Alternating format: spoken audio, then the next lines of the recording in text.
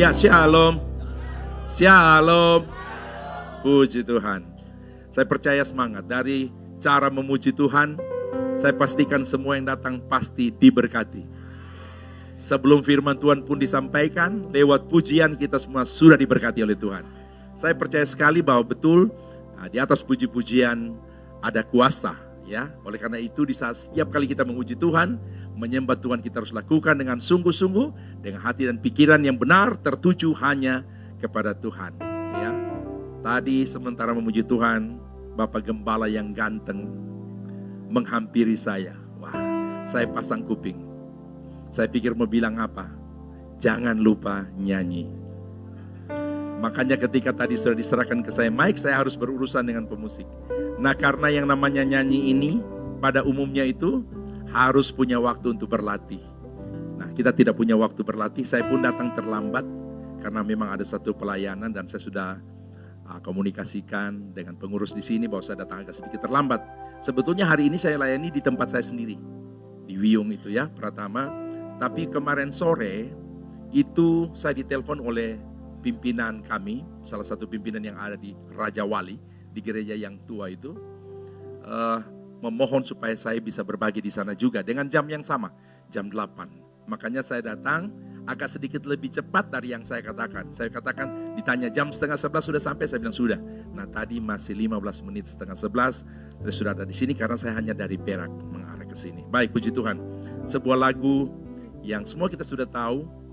Dan saya katakan begini, kalau saya nyanyi, Bapak Ibu dengar saja ya. Cek sombongin.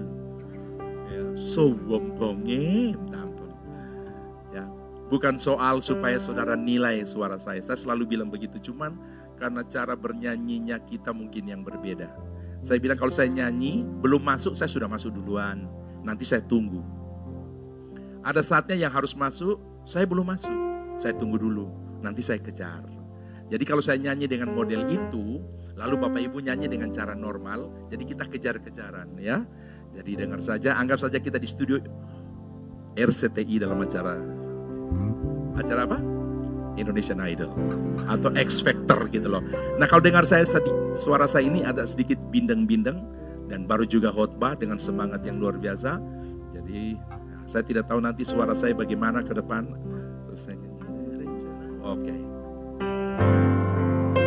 Indah rencanamu Tuhan di dalam hidupku, walau ku tak tahu dan ku tak mengerti semua jalanmu. Dulu ku tak tahu Tuhan, berat ku rasakan, hati menderita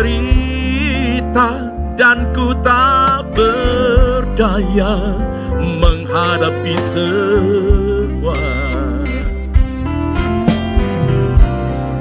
Tapi ku mengerti sekarang, Kau tolong padaku.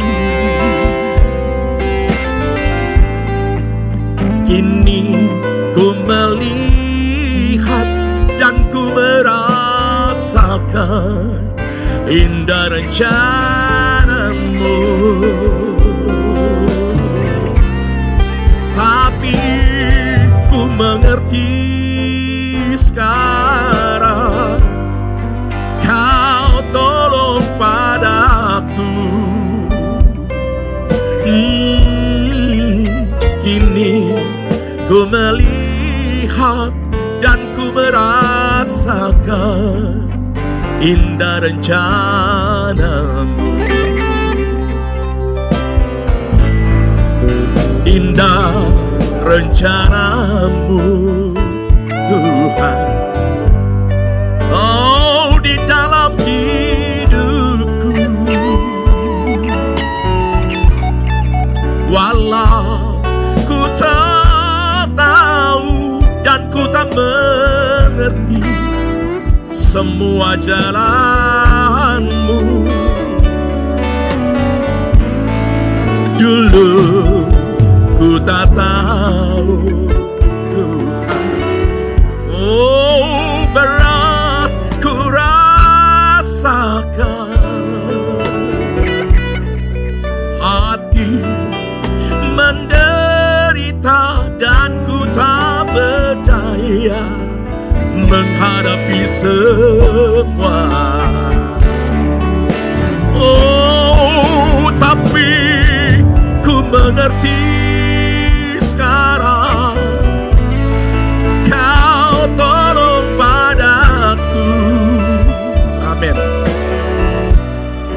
Kini ku melihat dan ku merasakan indah rencanamu. Oh, tapi ku mengerti sekarang, Kau tolong padaku. Kini ku melihat dan ku merasakan, oh indah rencanamu. Kini ku melihat dan ku merasakan indah rencanamu.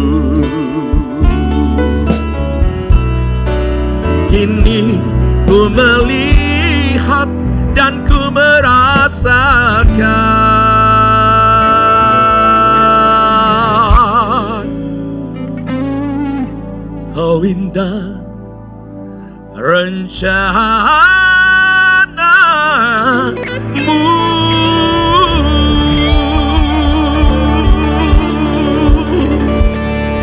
Sekali lagi tepuk tangan bagi Allah kita.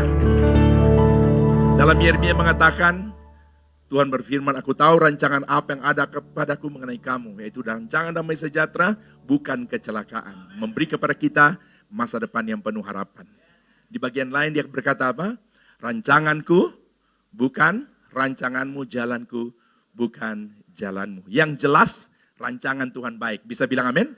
Nah, untuk sampai pada tujuan daripada rancangan itu, terkadang bahkan, terima kasih dulu buat pemusiknya.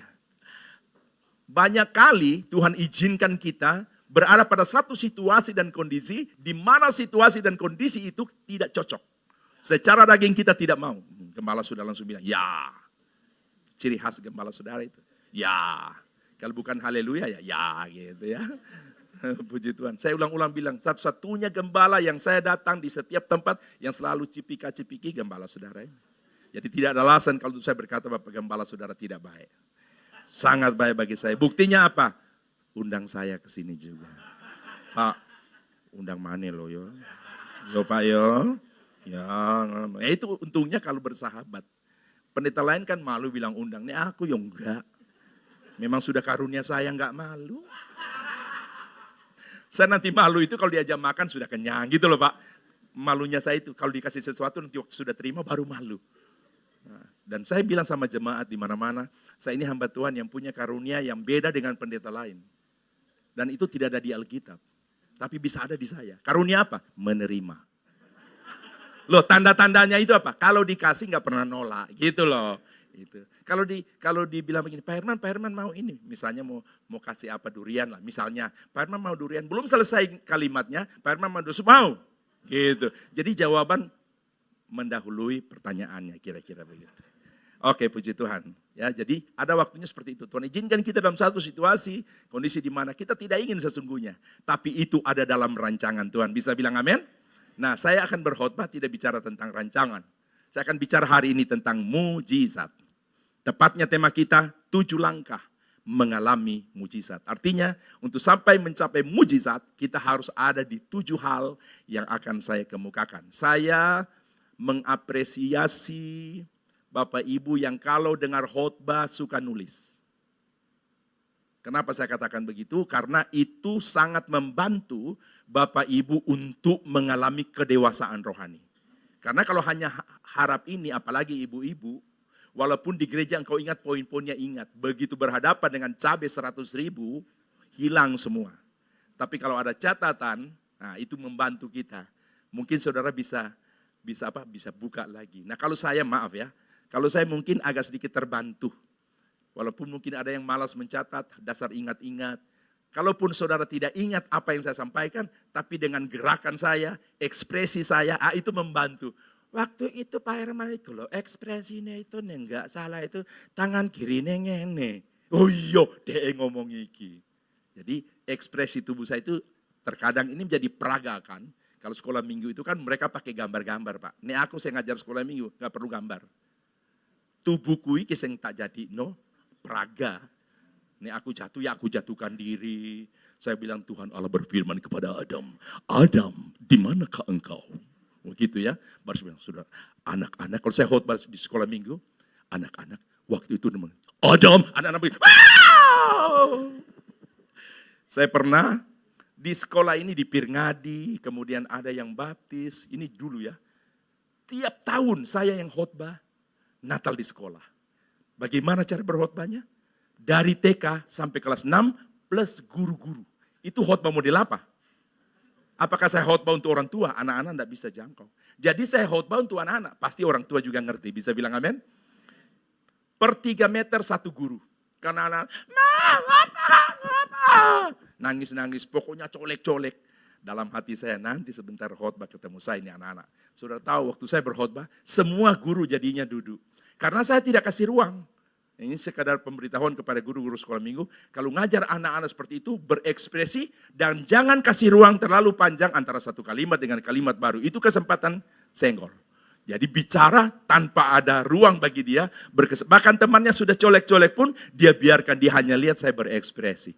Mungkin saudara berkata, itu kan talenta Pak Herman. Tapi setidaknya kita bisa berusaha untuk melakukannya. Bilang amin. Oke, 7 langkah mengalami mujizat. Mazmur 135 ayat 5.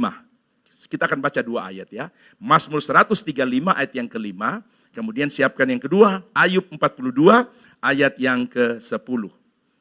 Mari, Mazmur 135 ayat yang ke-5. 2, 3. Sesungguhnya aku tahu semua bahwa Tuhan itu maha besar dan Tuhan kita itu melebihi segala Allah. Ayub 42 ayat yang kedua. Ayub 42 ayat 2. 2, 3. Aku tahu bahwa engkau sanggup melakukan segala sesuatu dan tidak ada rencanamu yang gagal. Saudara yang saya kasih dalam Tuhan, sebagaimana tadi sudah saya katakan, khotbah saya hari ini akan berbicara tentang mujizat. Bicara mujizat, semua orang suka. Tidak ada orang yang tidak suka satu kata ini, mujizat. Dan hari ini saya akan buktikan. Apa benar yang saya katakan bahwa semua orang suka mujizat, kita akan buktikan hari ini. Sudah, kita mulai ya pembuktiannya. Angkat tangan yang tidak suka mujizat. Tak delo iki. Angkat tangan yang tidak suka mujizat. Tidak ada. Angkat tangan yang suka mujizat. Ada yang tidak angkat tangan? Saya cerita. Angkat tangan. Bahasa Indonesia nggak ngangkat tangan nih Pak. Apa kurang jelas? Sehingga saya harus pakai bahasa koi, itu koi-koiannya saya. Saya ditayo. Nah, semua orang menyukai mujizat. Apakah mujizat? Dalam definisinya, kalau kita lihat kamu besar bahasa Indonesia, suatu keadaan yang luar biasa, yang bertentangan dengan akal sehat atau nalar. Itu menurut kamus besar bahasa Indonesia, mujizat. Suatu keadaan yang luar biasa, yang bertentangan dengan akal sehat atau nalar. Bagaimana definisi mujizat dalam sudut pandang Alkitab? Maka saya nyatakan mujizat dari sudut pandang kita orang percaya, kejadian atau peristiwa yang luar biasa, dahsyat, hebat, ajaib, heran, yang dikerjakan oleh Tuhan melalui Roh Kudus. Nah, bilang amin yang kencang. Jadi itu mujizat dalam 2 definisi menurut Kamus Besar Bahasa Indonesia dari sudut pandang umum, kemudian secara spesifik mujizat dari sudut pandang kita sebagai orang yang percaya. Bicara mengenai mujizat, namanya saja mujizat. Sudah dikatakan di luar nalar. Berarti dia bersifat spektakuler. Coba bilang spektakuler. Coba ikut saya, spektakuler.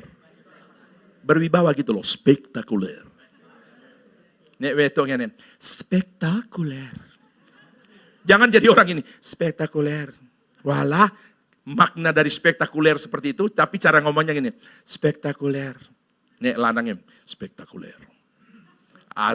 Sebetulnya kalau ada satu kata yang kita ucap yang mengandung makna luar biasa. Spektakuler, kira-kira begini, spektakuler. Kepala lihat, spektakuler. 2, 3, mantap, heran kok meloai Pak. Jemaat di sini luar biasa sekali. Kalau sudah begini model jemaat, ini yang memicu kita untuk lebih semangat. Cuman repotnya, kalau sudah semangat begini Pak, nggak berhenti khotbahnya. Nah ini repotnya, nek kesewean nggak diundang. Itu pasti, dia bilang 45 menit kok. Tapi harus ini, apa namanya, kan gembala yang suruh saya nyanyi tadi. Jadi 45 tambah 10 lah. Wih. Haleluya, ono alasannya. Ya kayaknya yang 45 menit itu berlaku untuk hamba Tuhan lain. Kayaknya loh ya, ini aku rasa begitu. Khusus saya kayaknya harus lebih, karena ono nyanyi nih loh. Ya ada nyanyinya, sopos yang nyuruh yo, gembala yang baik. Puji Tuhan. Saudara bersyukur ya. Di sini ada 2 gembala yang baik. Pertama Yesus, yang kedua Pak Yohanes. Tepuk tangan dulu bagi Allah kita. Ya. Nah, di seluruh isi Alkitab mujizat adalah akibat dari berlangsungnya kuasa Allah. Itu mujizat. Seluruh sepanjang Alkitab yang saya pelajari itu adalah akibat dari berlangsungnya kuasa Allah. Kemudian secara keseluruhan yang namanya mujizat juga disebabkan adanya satu situasi atau kondisi tertentu yang dalam ukuran akal sehat tidak bisa terselesaikan. Anggap saja situasi kondisi itu kita sebut dengan sekarang persoalan.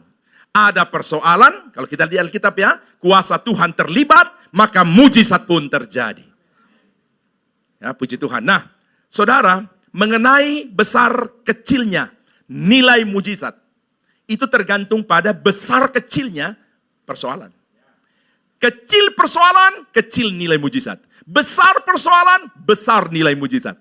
Adakah contoh di Alkitab tentang persoalan kecil yang menghasilkan nilai mujizat juga? Saya tidak mengecil-ngecilkan mujizat, tapi kalau kita bandingkan kecil persoalan dan besar persoalan, maka nilainya kita bisa katakan nilai persoalan besar itu pasti lebih tinggi, lebih besar daripada nilai mujizat untuk satu persoalan yang kecil. Di Alkitab ada. Siapa? Ada mertua Petrus dalam Matius 8, 14-15, tidak usah kita baca. Mertua Petrus disembuhkan oleh Yesus dari satu penyakit yang namanya demam. Anggap saja sekarang flu. Ya, saya tidak mengecilkan mujizat sekali lagi. Karena ada contoh tentang persoalan yang besar. Jadi kalau contoh persoalan kecil, saya anggap saja mertua Petrus disembuhkan dari demamnya. Lalu contoh persoalan besar apa? Ayub.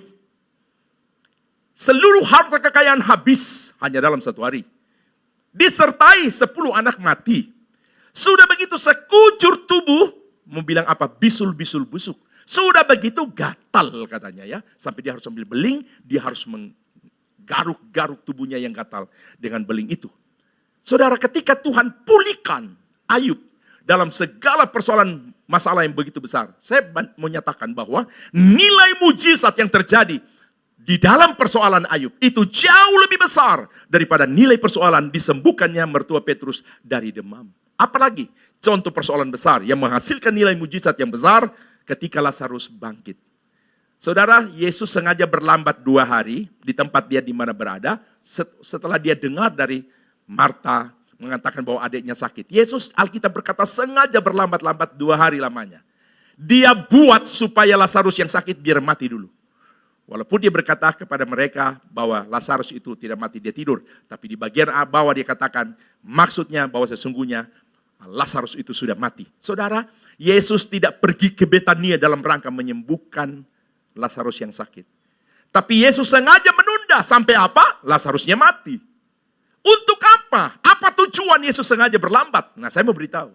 Ada satu maksud dan rancangan Tuhan yang begitu indah di balik tindakannya menunda kedatangannya ke rumah dari keluarga daripada Maria Marta. Apa tujuannya? Yesus mau melakukan sesuatu yang jauh lebih besar, yang jauh lebih baik dari yang diharapkan Maria dan Marta. Bilang amin dulu. Tidak sekadar menyembuhkan Lazarus yang sakit, tapi dia bangkitkan Lazarus yang mati. Nilai dibangkitkan itu jauh daripada disembuhkan. Tapi disembuhkan tidak berarti tidak punya nilai mujizat. Punya. Tapi saya mau katakan Tuhan lakukan sesuatu yang menghasilkan nilai mujizat yang besar. Jadi ada contoh dari Alkitab. Jadi besar kecilnya nilai mujizat ditentukan oleh besar kecilnya suatu persoalan. Alkitab mengkonfirmasi kepada kita secara pribadi. Saya mengaminkan dan saya percaya bukan cuma 100%, 1000%. Saya percaya. Apa yang saya maksudkan? Konfirmasi dari Allah untuk kita. Yang saya memberitahu lewat firman Tuhan, saya bisa simpulkan setiap waktu, setiap saat Tuhan mau melakukan mujizat kepada kita. Tepuk tangan bagi Allah kita. Setiap saat itu yang Tuhan mau. Dia mau lakukan mujizat. Ya. Karena kuasanya tidak terbatas. Yang menjadi persoalannya sekarang adalah kita menginginkan mujizat. Perkara besar. Tapi pada waktu yang sama, kita tidak ingin mengalami seperti mereka-mereka yang mengalami mujizat.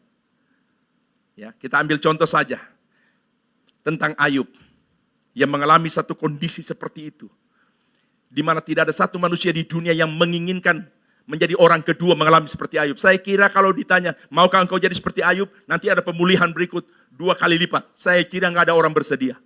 Persoalannya untuk menghadapi besarnya persoalan ini, sampai pada akhir daripada ujung persoalan itu menjadi tanda tanya, mampukah kita atau tidak.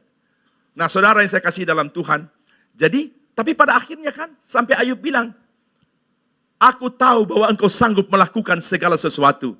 Tidak ada rencanamu yang gagal. Bilang amin. Di ayat berikutnya juga, Ayub berkata apa?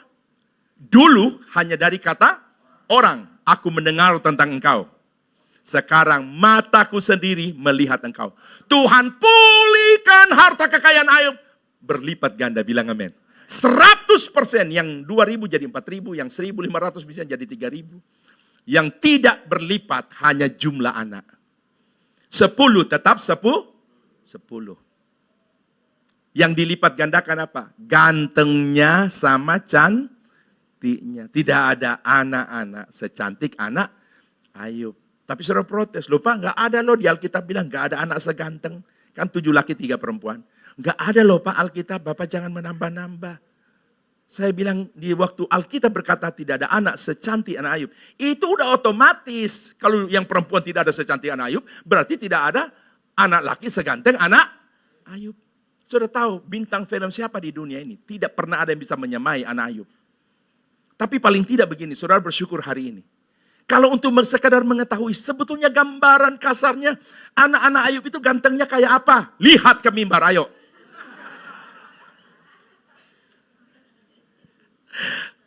Haleluya, amin.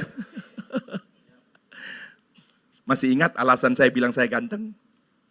1, karena saya ciptaan Tuhan. Jadi saya apresiasi pencipta. Yang kedua, karena saya laki. Tidak mungkin saya bilang saya cantik. Kalau saya cantik berubah. Tutu Herman tapi Hermin. Loh, saya umpamanya aku bilang aku cantik. Dan yang berikut, yang ketiga. Kenapa saya bilang saya ganteng? Karena gak ono sing ngomong. Makanya aku ngomong we ngono lo. Oh ono sito sing ngomong ganteng. Pak Gembala. Kan mau perkenalkan saya biasanya. Tadi Arab-Arab loh. Harusnya sedurung aku berdiri, gembala dulu nanti bilang gembala hamba Tuhan yang ganteng ini. Biasanya gitu. Tadi enggak loh, heran aku. Iku loh Pak, sing aku Arab-Arab mau iku. Sengaja saya bikin begini, supaya apa? Diundang maneh. Iya kita kan harus pakai trik. Ini pendeta lain dah iso yo aku yo. Lakukan itu, puji Tuhan. Oke, sekali lagi terima kasih Pak Gembala yang baik buat kesempatan ini. Nah, jadi seperti itu. Kita menginginkan mujizat yang besar, sementara pada waktu yang sama kita tidak menginginkan mengalami masalah seperti contoh Ayub ya. Kalimat yang lain saya buat begini, mau enaknya, tidak mau sahnya. Mau berkatnya, tidak mau prosesnya. Kita harus sportif. Nah, untuk kita dapat mengalami mujizat, berdasarkan apa yang saya kemukakan lewat alasannya itu harus ada persoalan. Ini tidak berarti nanti pulang, istri berkata pada suami di mobil, "Pak, aku lo diberkati khotbah Pak Herman." Nah, terus mau apa? Sampai di rumah kita ke kamar ya. Terus buat apa? Doa Pak. Doa apa? Gini, kan Pak Herman ngomong, ya toh. Mujizat itu loh didasari adanya persoalan. Lah aku ikut, waktu Pak Herman ngomong di bagian itu, aku itu mikir loh Pak, kita ini terlalu lama rasanya gak ada masalah. Ini ibaratnya mobilku di jalan tol Pak. Nah terus maumu? Mama ini ingin mengalami mujizat itu loh Pak. Terus ya kita doa untuk apa? Minta masalah. Loh, aku ndak ngomong gitu. Persoalan jangan diminta. Jangan dicari. Jangan dibuat apalagi. Jalani saja hidup secara normal. Sebagai anak Tuhan setia ibadah. Bilang amin. Lakukan firman. Bila Tuhan izinkan satu persoalan, berarti di dalamnya terkandung sebuah kesempatan bagimu yang mengalami kesempatan apa? Mengalami pengalaman baru dengan Tuhan. Tentang apa? Mujizat. Saya menyatakan sepanjang persoalan yang Bapak Ibu alami seizin Tuhan, ada berkat di balik semua itu. Gilbert Lumoendong bilang begini. Haleluya, haleluya saudara. Terkadang kalau mata kita ini tidak bisa melihat besarnya persoalan di balik tembok. Tapi kita punya mata yang lain. Haleluya, haleluya. Dengan mata itu namanya iman. Kita bisa melihat ada berkat besar di balik tembok persoalan. Haleluya, haleluya. Iku Gilbert. Haleluya. Nah kalau saya pakai Gilbert ini bayarannya tinggi Pak. Orang mau undang pengkhotbah Gilbert, nggak usah. Saudara bisa undang saya di sini dari awal saya khotbah gaya Gilbert. Nah iya. Saudara mau undang artis siapa? Bruri sudah ndak ada. John Tanamal sudah ndak ada. Undang saja saya nyanyi gaya mereka. Benar. Tiada yang mustahil bagimu. Tiada yang tak mungkin bagimu. John Tanamal. Amin. Adi Manohutu gak perlu. Saya nyanyi gaya Adi Manohutu. Promosi diri sendiri. Ya enggak apa-apa karena saya tahu di sini. Makanya saya berani bikin begitu. Amin. Puji Tuhan. Nah saudara. Jadi seperti itu. Kita mau enaknya, tidak mau susahnya. Mau berkatnya tapi tidak mau prosesnya. Persoalan tidak untuk dihindari, tapi untuk dihadapi. Kenapa saya bilang persoalan tidak untuk dihindari? Karena kita tahu, kita menghadapi persoalan tidak sendiri. Bersama dengan Tuhan yang adalah Khalik, langit dan bumi. Kalau langit dan bumi saja bisa dikerjakannya, diciptakannya, apalagi hanya menyelesaikan persoalan yang kita hadapi. Terlalu kecil di mata Tuhan. Coba bersama saya katakan, cuwili. Ayo ngomong, 2, 3. Cuwili. Bisa ikut gaya saya? Kalau begini, cuwili. Gak enak. Harus gini, cuwili. Saya yakin ada di sini yang mulai berkata di hati, gak ono isine yo. Pak Herman iki rasanya gak ono isine. Ada, marungnya saya masih ada. Tapi nanti sudah pulang. Loh, di mobil itu kadang-kala saya pulang kayak gini nih. Apakah dari tadi di situ saya sudah rancang khotbah gaya ini?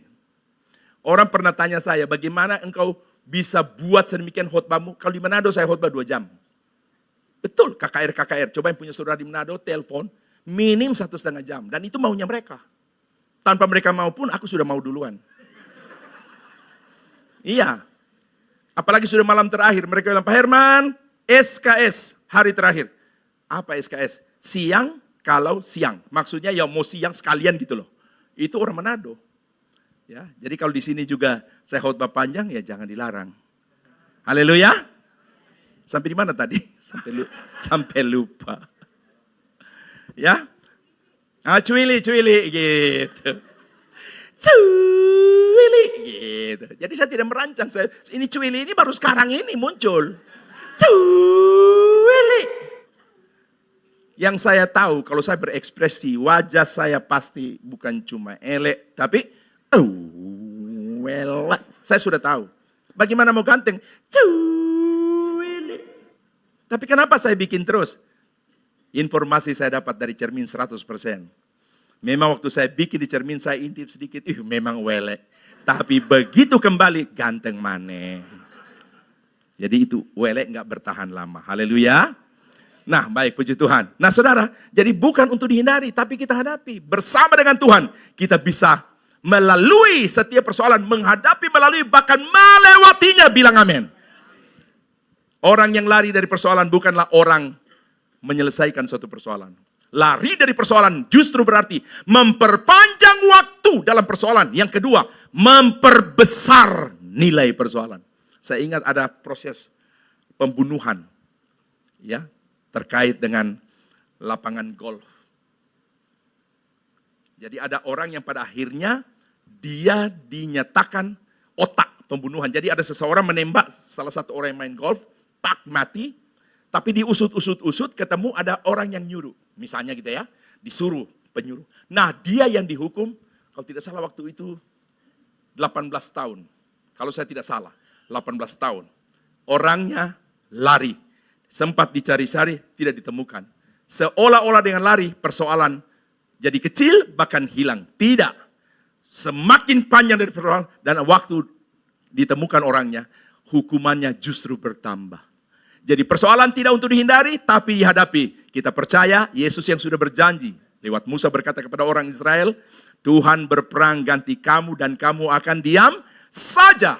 Jadi percaya saja bahwa bersama dengan Tuhan kita bisa hadapi segala persoalan, tantangan, bahkan musuh kita. Kita dapat melalui jalan itu, bahkan kita akan keluar sebagai pemenangnya. Persoalan tidak pernah memandang siapa. Tidak pernah memandang waktu. Tiba-tiba saja sudah terjadi. Ada waktunya kita lagi tertawa. Loh, masa sih? Lagi telepon. Masa sih? Iya. Aku harus ngomong sampean tuh. Aku nggak melo.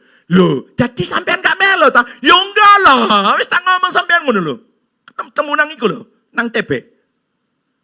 Loh, jadi sampean nenteni aku ya. Halah wis tak ngomong. Enggak lho yo. Aku nggak salah lho ya, wis tak ngomong lho. Sampean nggak krungu iku. Iya ta? Sorry ya. Ono telepon saya mlebu iki. Ya, ayo tak tutup ya. Ya. Halo? Heeh. Apa? Loh. Iya ta? Tadi ngono. Lah terus siapa? Wis aku rono ya, ayo. Ayo cepetan aku rono. Dari yang tadi guyung-guyu, tiba-tiba sudah dengar telepon tentang satu persoalan yang melibatkan satu mungkin dari anggota keluarga mereka. Persoalan tidak pandang siapa, tidak memandang waktu. Tiba-tiba saja sudah terjadi. Hari ini kita tahu orang lain yang mengalami, mungkin besok, lusa kita yang mengalami. Itu tentang persoalan. Nah saudara sekarang, bagaimana langkah kita? 7 langkah, waduh, ya apa ini? Tenang saja, memang poinnya banyak. Tapi urainya pendek.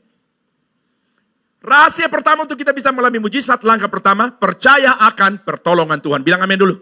Mazmur 121 ayat 2. Pertolonganku ialah dari Tuhan yang menjadikan langit dan bumi. Sebuah pernyataan dari orang yang mengalami.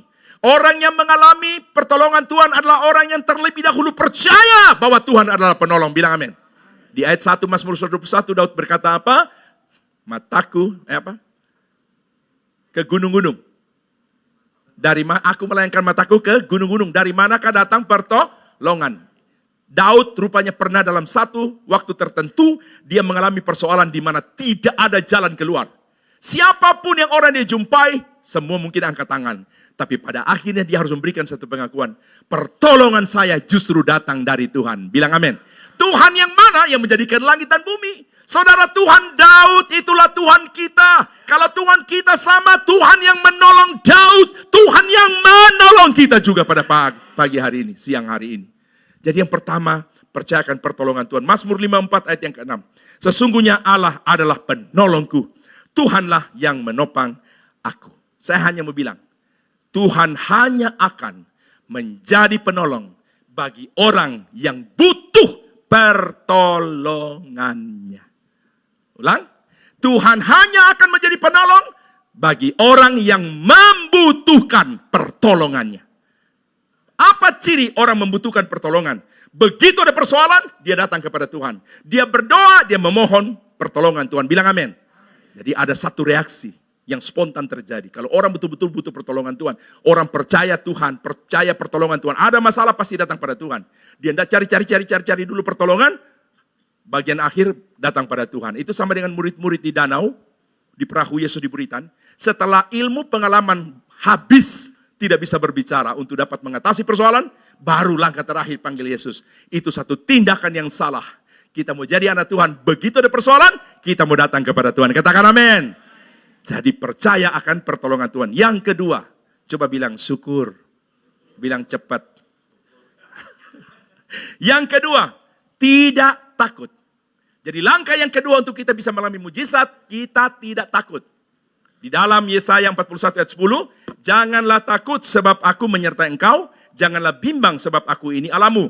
Aku akan meneguhkan bahkan akan menolong engkau. Aku akan memegang engkau dengan tangan kananku yang membawa kemenangan. Bilang amin. Jangan takut. Mengapa kita jangan takut? Yaitu dia bilang aku menyertai engkau. Saya bilang menyertainya Tuhan kita itu, dia ada di samping kiri. Makanya ada lagu, kiri kananku ada, di sekelilingku ada, dalam hidupku ada, Yesus lalu. Jadi penyertaan Tuhan itu sempurna. Dia ada di kiri, dia ada di kanan, dia ada di muka, dia ada di belakang, sekeliling kita, di dalam kita. Dia ada di atas kita, melindungi kita. Bilang amin. Kalau sudah dia bersama kita, siapa lagi yang bisa ganggu kita?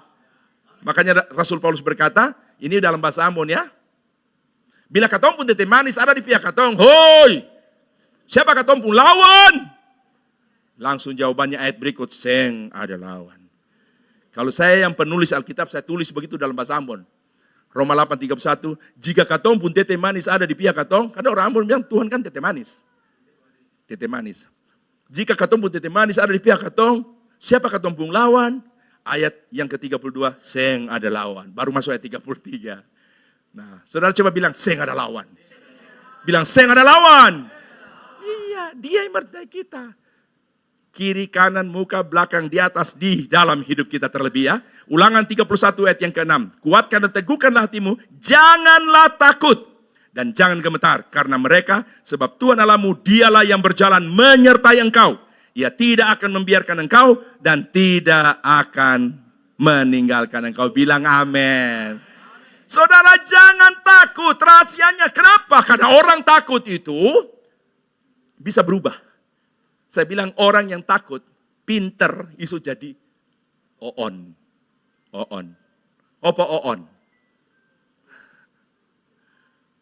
Gilbert lumayan dong mau bilang blow on. Nggak enak dia bilang karena mimbar. Kasar kata blow on jarene. Makanya dia bilang on. Kalau Eko Hidayat, dia mau bilang bego. Dia bilang nggak enak. Soalnya mimbarku kudus. Jadi begiau. Bego dia bilang begiau. Pak Gilbert bilang blow on itu on. Ya, nah saudara jangan takut. Takut kita anggap sepele, padahal akibatnya fatal. Orang yang pinter bisa jadi oon tadi. Orang yang lincah bisa kayak orang linglung. Lihat orang kalau lincah gini.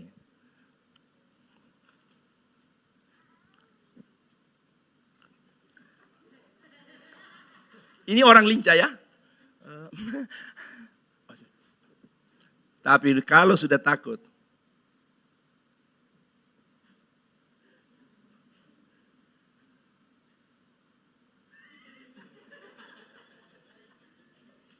deloi kila. Nggak iso nutup sampean.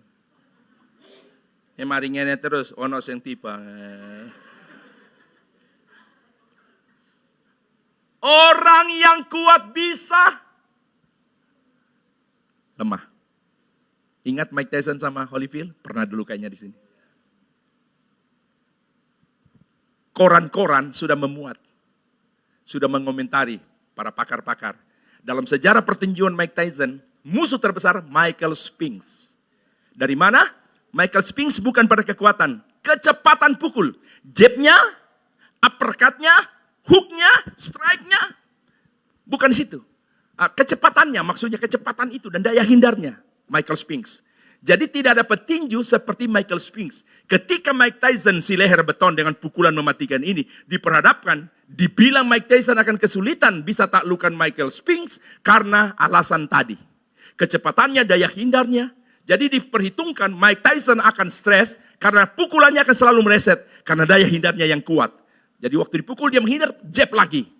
Angka poin bisa bertambah. Apa yang terjadi?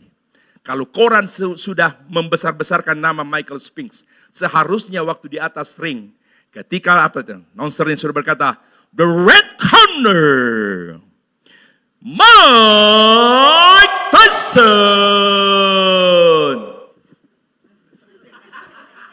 Iku Mike Tyson. Sebelum dikatakan, and the blue corner, Michael Spinks. Harusnya dia gini. Yang terjadi apa?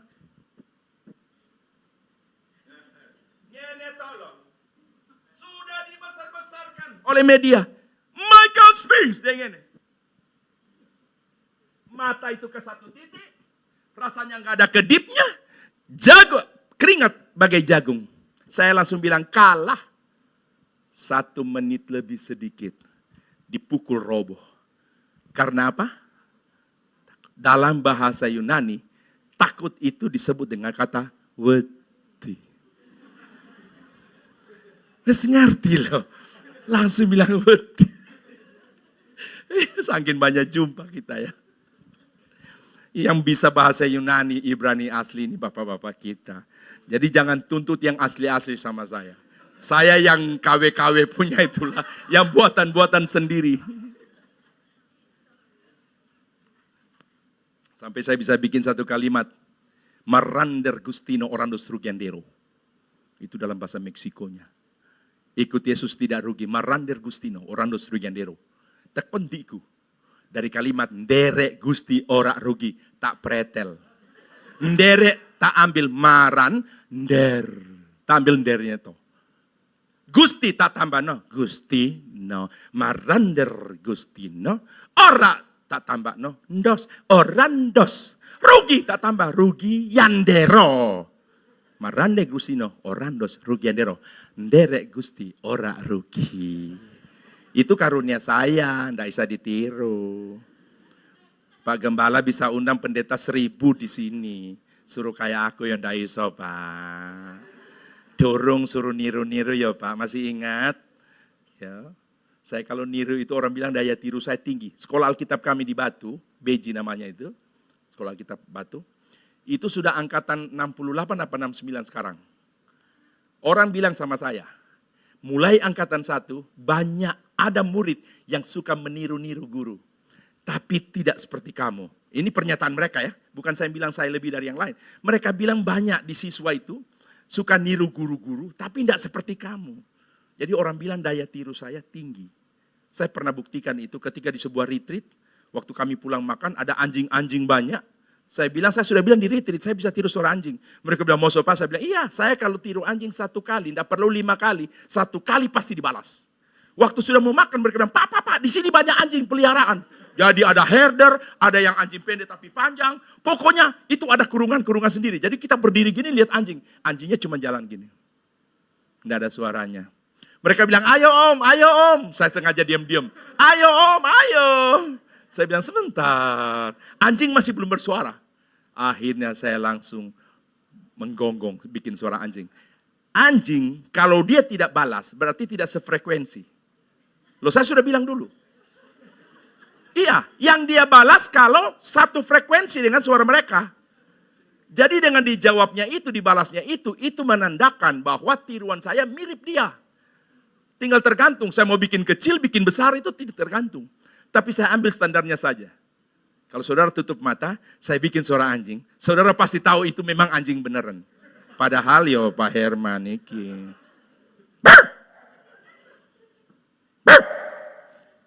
Ayo, ada yang mengira itu suara saya? Kasih besar sedikit.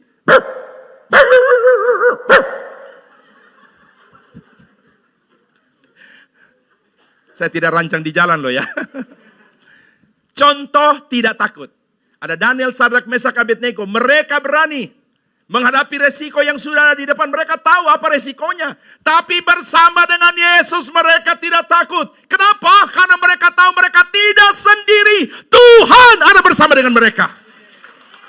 Ada satu kalimat bagus. Neraka bisa jadi sorga kalau Yesus ada di sana. Sorga bisa berubah jadi neraka kalau Yesus tidak ada. Jadi cuma kuncinya Yesus ada apa enggak. Mau sorga kalau tidak ada Tuhan, ya jadi neraka dia. Tapi kalau neraka pun ada Tuhan di sana. Makanya kenapa? Sadrak, Mesak, Abednego, bau asap saja tidak. Tuhan bisa buat sedemikian rupa. Sayang saya tidak lahir di zaman itu. Nih aku salah satu yang dibuang 4 orang jadinya. Aku enggak cuman gitu-gitu toh. Waktu Raja Nebukadnezar lihat kita di dalam tidak terbakar. Saya malah kegoyang. Goyangnya Prabowo.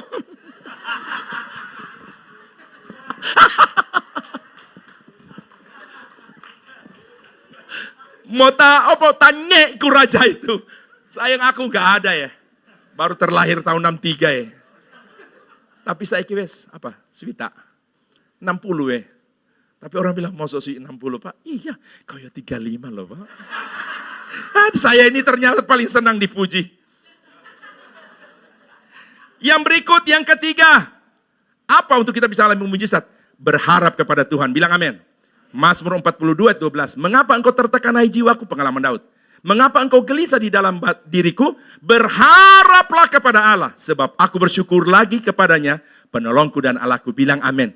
Saat-saat dia mengalami ditindih beratnya beban persoalan. Dia katakan, mengapa engkau tertekan hai jiwa? Mengapa engkau gelisah? Lalu dia bilang sama dirinya sendiri, berharaplah kepada Tuhan. Bilang amin. Saat engkau pun mengalami tekanan dalam hidupmu, katakan pada diri sendiri, berharap kepada Tuhan. Bilang amin. Nah, berharapnya kita ini menjadi dasar berlangsungnya mujizat. Yeremia 17 ayat yang ke-7, diberkatilah orang yang mengenalkan Tuhan, yang menaruh harapannya pada Tuhan. Alkitab secara tegas, jelas, lugas, orang yang mengenalkan Tuhan diberkati. Kata diberkati itu kalau engkau sakit disembuhkan. Kalau engkau lemah, dikuatkan. Kalau engkau susah, dihiburkan. Kalau engkau kekurangan, dilimpahkan. Bilang amin. Kalau jalanmu tertutup, dibuka. Kalau bebanmu berat, diangkat, digantikan kelegaan. Itu kata diberkati. Jadi tidak terbatas pada satu bentuk. Yang berikut, yang keempat. Aduh, puji Tuhan. Tidak lama lagi selesai. Kalau saudara saja yang dengar, lagi duduk, mengharapkan supaya selesai, apalagi saya. Berdiri ini loh. Makanya saya bilang, ini aku khotbah suwe, aku bilang aku khotbah 2 jam. Jangan diprotes. Langsung jarno ae. Saya pegel sopo. Oh deh berdiri kok aku nunggu ini. Yang berikut, bagaimana kita mengalami mujizat? Tetap bertekun. Roma 5 ayat 4. Dan ketekunan menimbulkan tahan uji, dan tahan uji menimbulkan pengharapan. Ibrani 10 ayat 36. Sebab kamu memerlukan ketekunan, supaya sesudah kamu melakukan kehendak Allah, kamu memperoleh apa yang dijanjikan. Ternyata ketekunan diperlukan untuk apa? Mengalami mujizat. Apa hubungan antara Allah dengan tekun? Yang namanya tekun itu hubungannya menanti waktunya Tuhan untuk melakukan mujizat kepada kita. Untuk menjawab doa kita, bilang amin. Kita tekun tunggu waktunya Tuhan. Coba bilang waktu Tuhan. Bukan waktu saya. Ada waktu Tuhan pasti yang terbaik. Terus, walau kadang tak mudah dimengerti, lewati cobaan, ku tetap percaya waktu Tuhan pasti yang terbaik. Coba bilang, coba wanita ikut saya. Mulai sekarang, saya mau... Soalnya wanita-wanita udah pada ketawa. Saya kalau meniru suara wanita lebih feminim dari wanita itu. Benar. Makanya orang heran sama saya. Kadangkala dengar suara saya yang besar, seperti saya berkata begini. Adapun pohon di taman ini Semuanya buahnya boleh engkau memakannya. Tapi perihal pohon yang satu itu jangan engkau memakannya. Pada hari engkau memakannya, pastilah engkau mati. Dari suara ini tiba-tiba muncul, aku berkata kepadamu, orang pikir itu pita suara yang mana? Saya pernah demonstrasi di sini, pramugari itu, masih ingat? Lebih feminim saya dari mereka. Coba suara yang naik pesawat, ingat-ingat dulu. Bagaimana warna suara pramugari? Kalau dia kasih pengumuman. Dengar suara saya. Lebih bagus mana? Tolong jawab. Nek iki elek, ya ngomong elek. Tapi saya sudah pastikan bagus. Iku masalah. Ini rodo unsur memaksa ini ya. Kepada para penumpang lain dengan nomor penerbangan 3785 tujuan Jakarta. Diharapkan kepada para penumpang segera melipatkan meja di depan Anda, meluruskan sandaran kursi dan mengikat sabuk pengaman. Adapun pilot kita hari ini Bapak Yohanes Gunawan. Lah ya timbangannya mau pakai orang lain, pakai gembala saja. Jadi seperti itulah kira-kira. Oke. Jadi bertekun ya. Kita tunggu waktunya Tuhan. Karena Tuhan punya waktu. Kadang-kadang kita minta Tuhan lakukan menurut waktu kita. Jangan paksa Tuhan menurut apa yang kita mau. Biar izinkan Tuhan sebebas-bebasnya melakukan sesuatu seperti yang dia mau. Bilang amin. Dan saya yakin Tuhan berbuat tepat pada waktunya. Dan yang Tuhan perbuat pasti yang terbaik. Yang kelima, terus bertahan. Nah ini saya sedikit bedakan antara bertekun kaitannya dengan menantikan itu. Bertahan. Yakobus 1 ayat yang ke-12. Berbahagialah orang yang bertahan dalam pencobaan. Sebab apabila ia sudah tahan uji, ia akan menerima mahkota kehidupan yang dijanjikan Allah kepada barang siapa yang mengasihi dia. Bilang amin. Bertahan.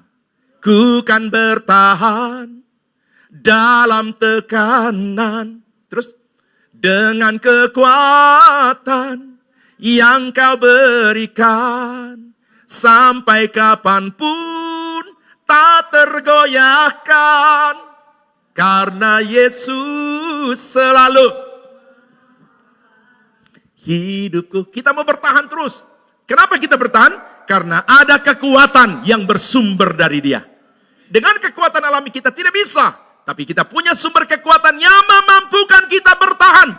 Di tengah-tengah kita diperhadapkan dengan satu situasi buruk, kita terus bertahan sampai mujizat menjadi nyata. Yang keenam, yakin akan kekuatan yang dari Tuhan. Saya sudah singgung tadi.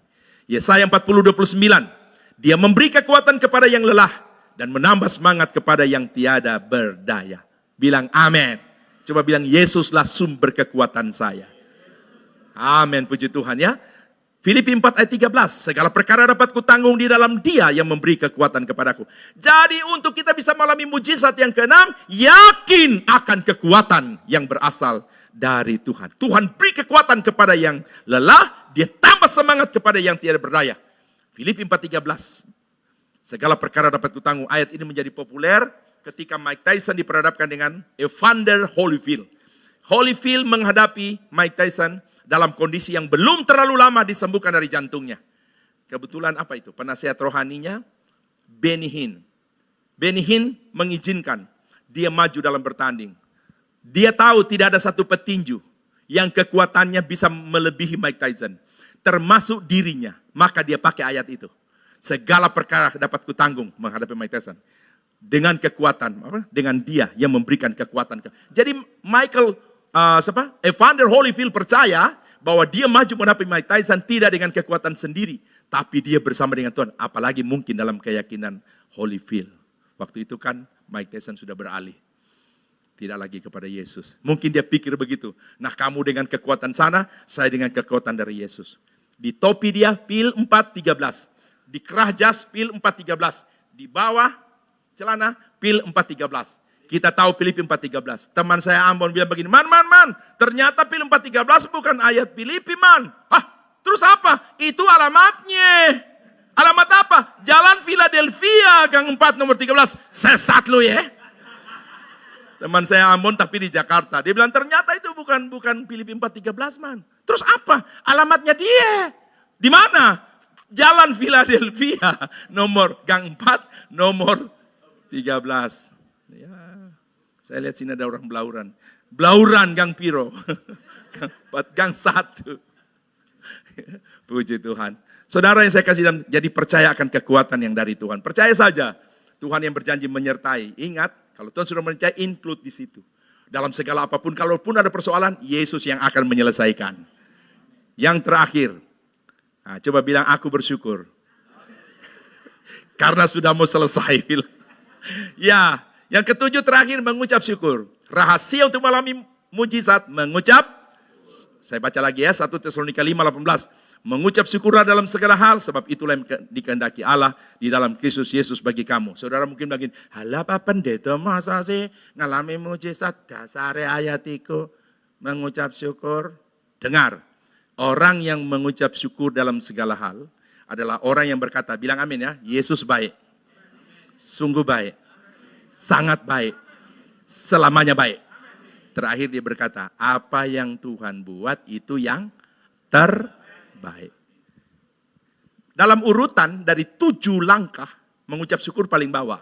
Tapi saya bisa tempatkan, sesungguhnya dari 7 langkah, 7 poin yang saya sampaikan, rahasia besar untuk kita bisa mengalami mujizat terletak pada mengucap syukur. Di dalam Filipi 4 ayat 6 bilang begini, janganlah hendaknya kamu khawatir tentang apapun juga, tetapi nyatakan dalam segala hal keinginanmu kepada Allah, dalam 1 doa, 2 permohonan dengan ucapan syukur. Saya mau bilang, titik berat ada di ayat ini. Dijawabnya doa kita bukan terletak pada kata doa, tidak pada permohonan, justru adanya pada mengucap syukur. Itu yang saya maksud. Orang bersyukur itu selalu bilang Allah baik dalam segala waktu, di segala situasi, dalam segala apapun. Dia berkata Tuhan baik. Bahkan sampai ketika Tuhan tidak berbuat seperti yang dia minta, dia akan tetap berkata Tuhan baik. Kemurnian iman seseorang justru di situ. Iman sejati, dia percaya Allah berbuat mujizat. Itu orang Kristen yang punya iman. Tapi iman yang sejati, orang yang tetap percaya sekalipun Tuhan tidak berbuat. Amin. Mungkin hanya untuk satu hal. Coba lihat ke belakang apa yang Tuhan sudah buat. Makanya orang itu perlu kedewasaan rohani. Dan saya percaya hari ini adalah waktunya Tuhan untuk membuktikan segala apa yang Tuhan sudah janjikan kepada saudara.